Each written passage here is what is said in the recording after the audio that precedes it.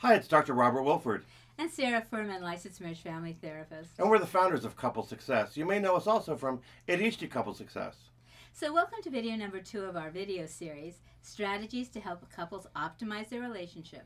In this lesson, we're going to discuss how to better communicate with each other. We're going to go over some of the biggest mistakes that sabotage couples when they're trying to communicate one with another. More importantly, we're going to show you how you can implement these strategies immediately right into your everyday life. Immediately in your everyday life. So maybe you're in a relationship that's not experiencing major problems, yet you're not communicating as well as you'd like to be. Or maybe you're in a relationship where your communication is strained and compromise seems to never ever happen. If either is true, then stay tuned and you'll discover why people like you and me can actually help our relationships thrive and why it's critical that you focus on communicating effectively right now. In video number 1, actually, we talked about strategies for fighting fair with your partner. We shared how this is going to immediately help you be more in control of your emotions and avoid defensive behaviors. So if you haven't seen that video, go back, watch it now, and then come back to this one. Today, we're going to build on what we discussed by sharing the number one thing you want to master if you want to improve communication effectively. This is an entirely new way of talking about building a better relationship with your spouse, so pay close attention. When you know how to do this, you'll never have to worry about having the wrong mindset, attitudes, or behaviors as part of your everyday life, nor will you have to worry about the frustration that causes. The goal here is to break free of the worry that something's falling through the cracks or getting dropped. We want to help you get back on track towards a more fulfilling relationship so you can get back that loving feeling that you so deserve. We have a lot to cover today, so be sure you have some paper and pen and ready to take notes as you follow along.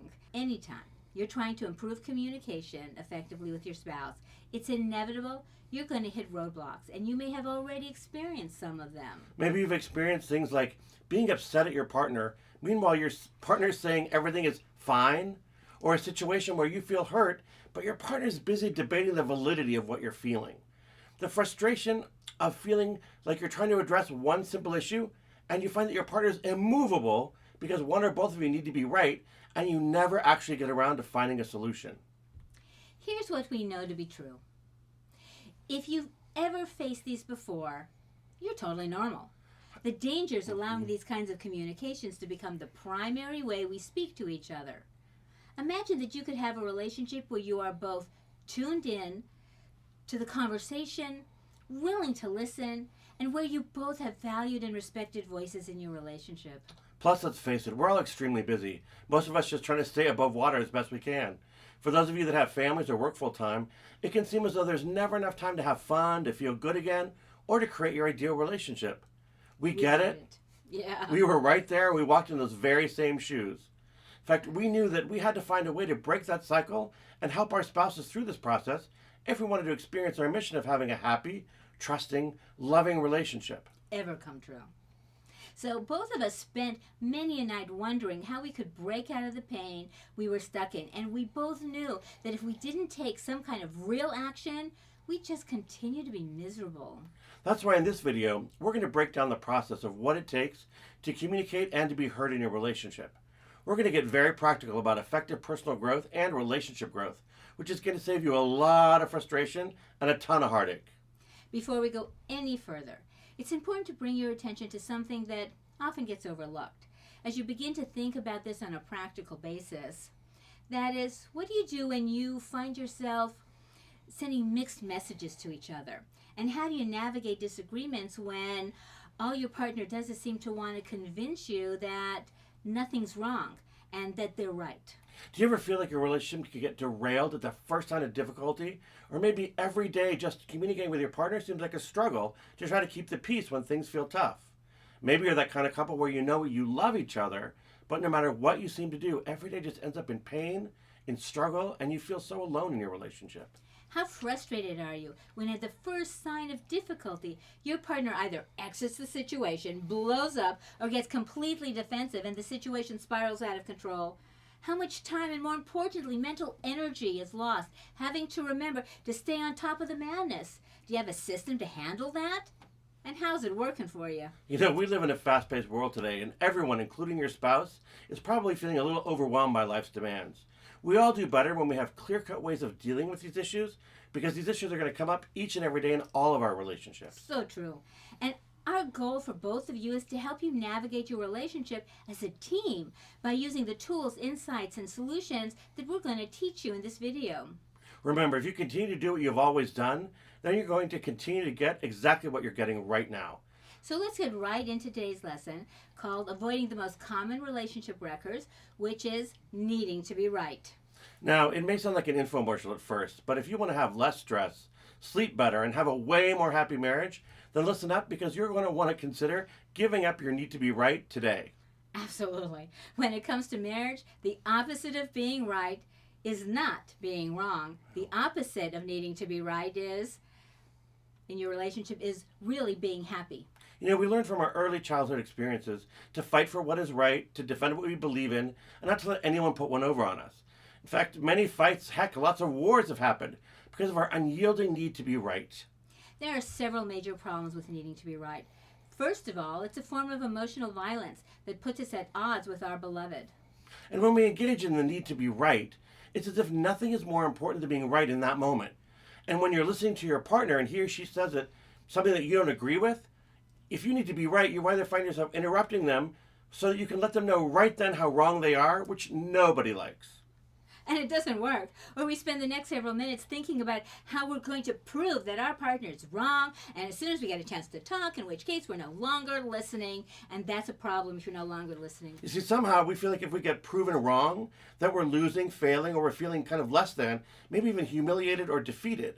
It's as if being wrong somehow leaves us like the loser, and the other person, our partner, gets to be the winner. But the fact is, if you're always having to be right in your relationship, nobody wins out. So the hallmark of a happy and successful marriage, you see, is the ability to take in new information, make shared decisions that benefit both partners, and repeat this process day in and day out. You see, relationships are supposed to be communication superhighways. That's right.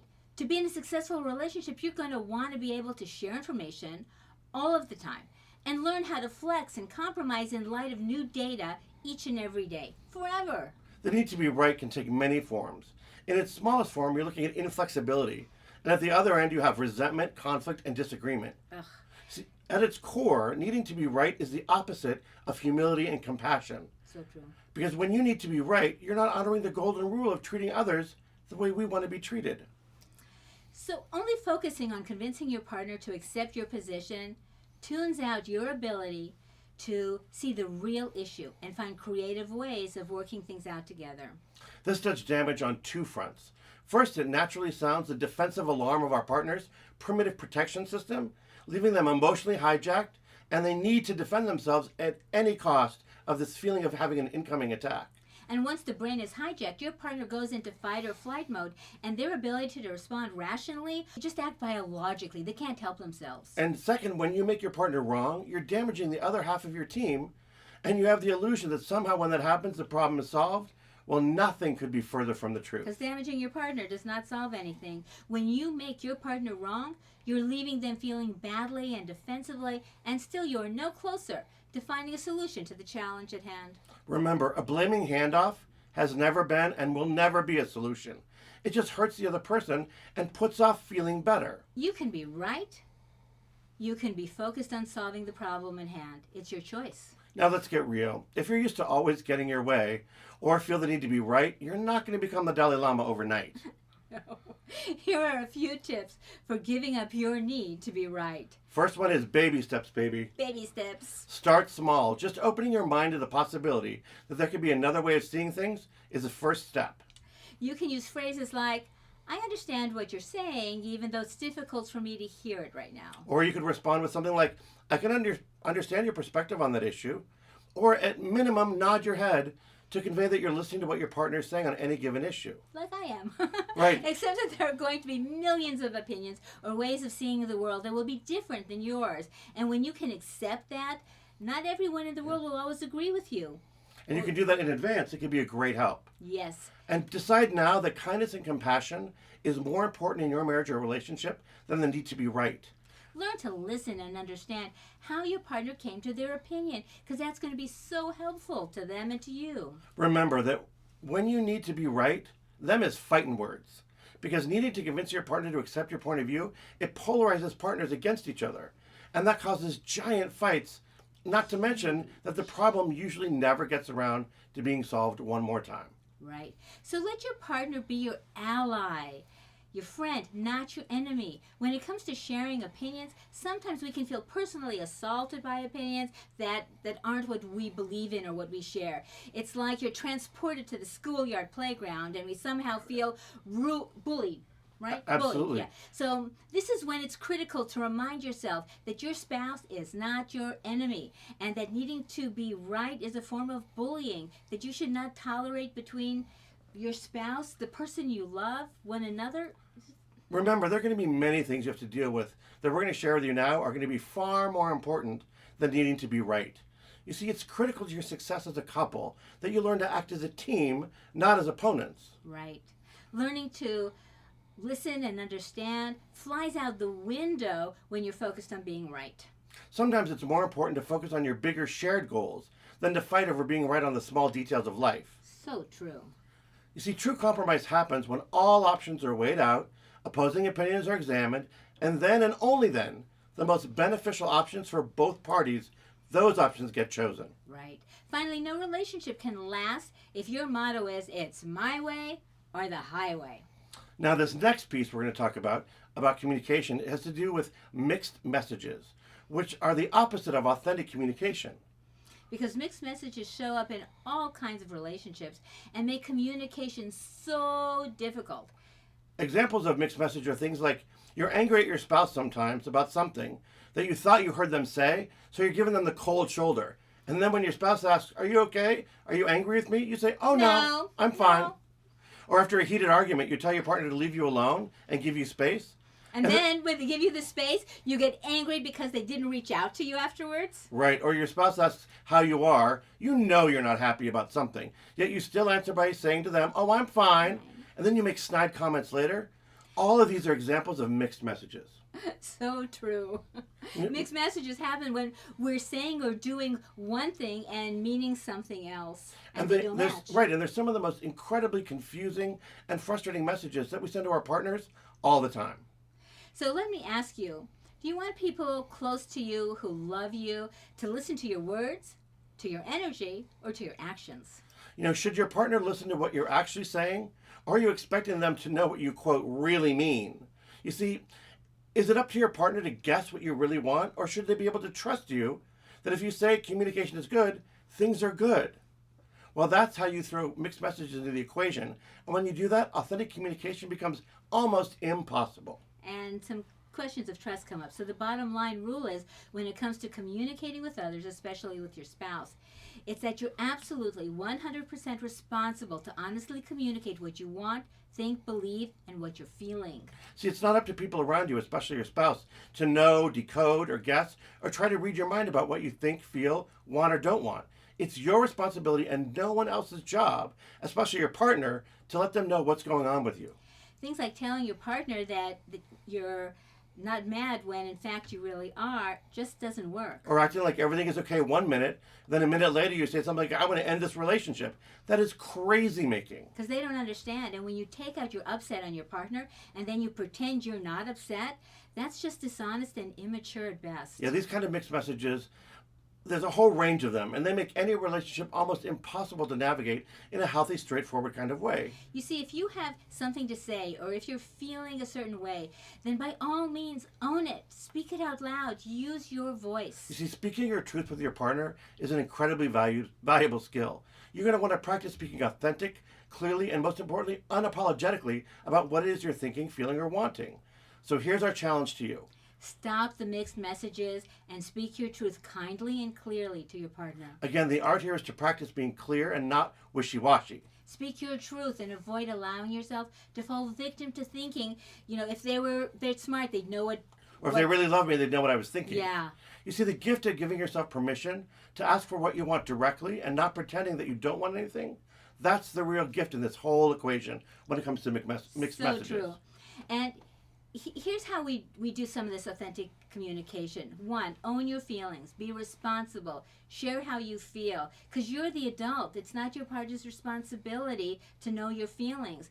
Your partner's not your parent. No, and express and communicate expectations that can actually be met. So if you need time to be alone and let your partner, you're going to want to let your partner know how much time you would need and when you'd like for them to come back and what you'd like them to do when they do come back. Right. An hour, 2 hours, Right. tomorrow. So that could sound something like, I'm really mad right now. I need a couple hours to cool off. Why don't you come back and find me in 2 hours and I'll let you know how I'm feeling.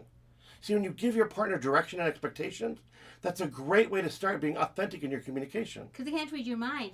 3, avoid open-ended statements like, I'm fine. Which we both know stands for frustrated, intense, negative energy. Hope you wrote that down. Yes, frustrated, intense, negative energy. That's what FINE stands for. Because it's not your partner's responsibility. It's how you present yourself. And here's an important reminder regarding communication. Communicating authentically means giving an accurate and flexible assessment of all kinds of situations. So true. So if you want to keep things from getting derailed, avoid saying things too quickly and avoid things like always and never, because they'll almost always trigger an argument. Right. Because then all you do is argue about whether it really was always or never, and you never get to the solution. And people think like they're getting some headway, but you're not. Right, and you never get back to feeling good. Right.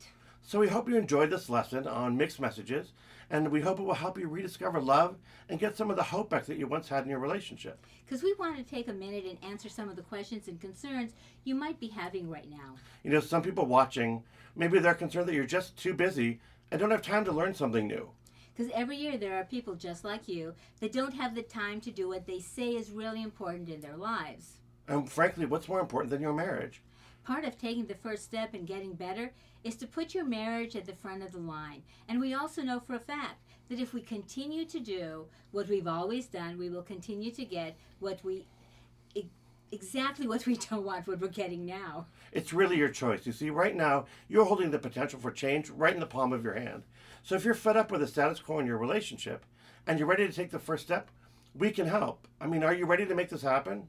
You might be thinking, my spouse won't do it anyway. You really just don't understand where they're at, and when it comes to things like this, nah. There are really two ways you can respond to this. The first way is you could force your spouse to participate, give them an ultimatum, or your relationship will die. Or you can start making changes yourself, which will influence the relationship and make things better.